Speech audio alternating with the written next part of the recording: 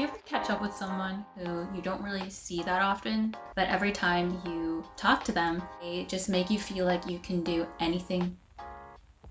Well, that actually happened to me pretty recently when I hit up a former colleague to ask for some career guidance, because Lord knows I could use some. We ended up having a really great conversation, and she gave me the push that I needed to try something new and go after what seems to be the next chapter of my career, which I know sounds really dramatic, but that's how it felt. So if you're watching this and you feel like you're at a crossroads, maybe in your career, you might be asking yourself, is it time to pivot? Should I quit what I'm doing, or should I just keep going? What do I do? Well, I don't have all the answers, clearly, but I want to share some of my thoughts with you in hopes that maybe it will help you make your decision.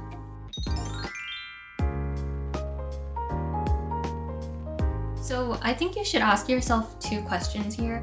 Number one, does the fun outweigh the stress, or the stress outweigh the fun? I'm of the opinion that you do not have to love your day job. You're probably better off detaching your purpose from your job. But that being said, I do think you should like it to some extent, even if you don't see it as like your calling in life, because you're spending so much of your week at this job, I'm assuming. If you've seen any of my previous vlogs, you may or may not know that I quit my full-time job earlier this year and I moved back home to the States. So basically, I started freelancing again, and I used the extra time that I had from no longer working a 9-to-5 job to figure out what the hell I wanted to do next career-wise, because I just didn't see myself doing design long-term. And yeah, I came to the realization over the past year that I can level up as a designer and I can get better, but I just don't really care to anymore. I much prefer to make digital products, share educational design tips, and that's enough for me. But as a job, I started to dread design more than I looked forward to it. The second question you want to ask yourself is, what will you regret more, staying or leaving? As I mentioned, making the decision to pivot has been a long time in the making for me. I didn't just jump ship right away. I had a lot of time to think.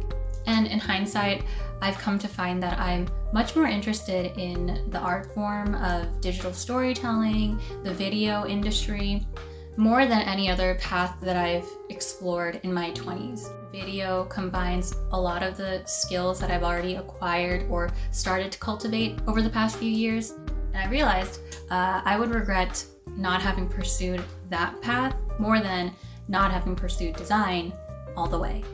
So 10 years from now, what will you regret more? Not having pursued A or not having pursued B?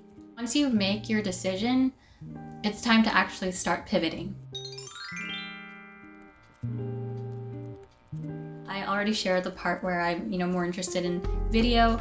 So yeah, I've enrolled in a 4-month filmmaking course, which starts in January and ends in April.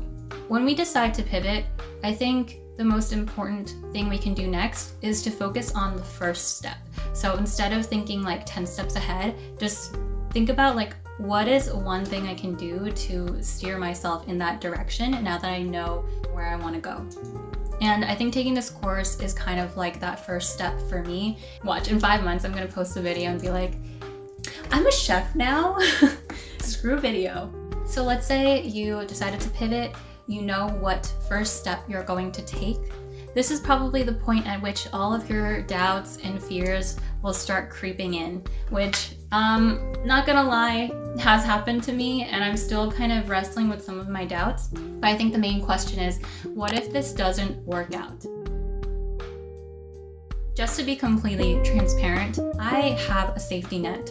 So I was only able to make this first step because I moved back home, and at the moment, I don't have to worry about paying rent. Is there a trade-off? Yes. Does that mean I have to stay here for the next few months? Probably, but hopefully it'll be worth it. But yeah, if you couldn't tell, I have a lot of fears and doubts. What if I take this course and I end up hating it? what if it just ends up being a complete waste of time and money? And then what, right? The other thing is, what if I don't have what it takes to succeed? What will my friends think? What will my family think? You know, so many doubts.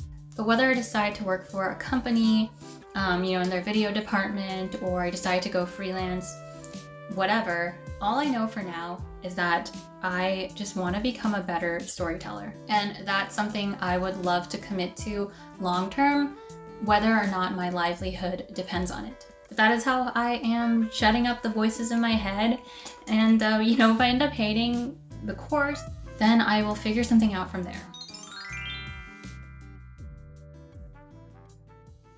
Okay, so let's move on to some final thoughts. First things first, don't make decisions out of fear. Wow, I'm losing my voice. Hold on, I'm gonna grab some water.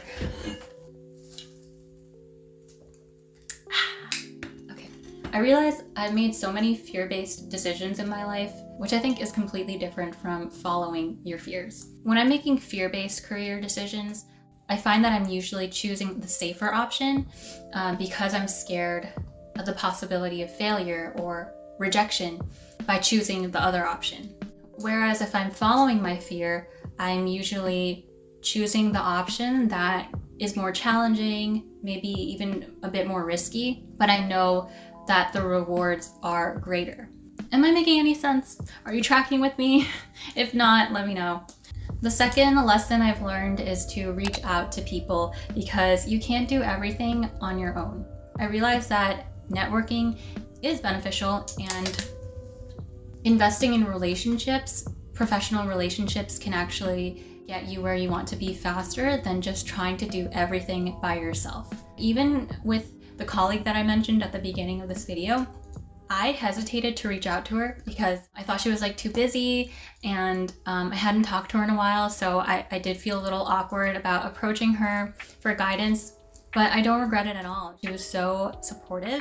And so just take that chance, approach one person at a time out of a place of curiosity, and you never know what will come of it. The third lesson, which is not so much a lesson as it is a question: what would you be doing if you didn't have to prove yourself? Good question, right?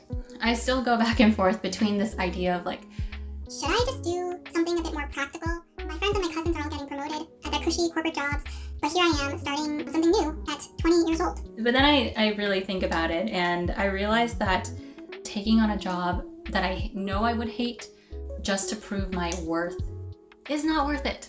It's not worth it.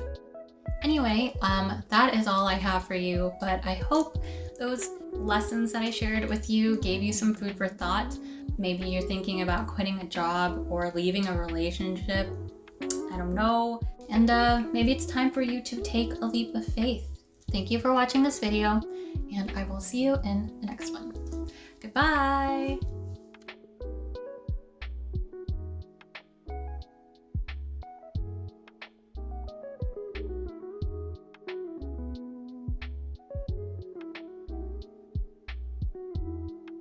That wall is so bare. I need to do something.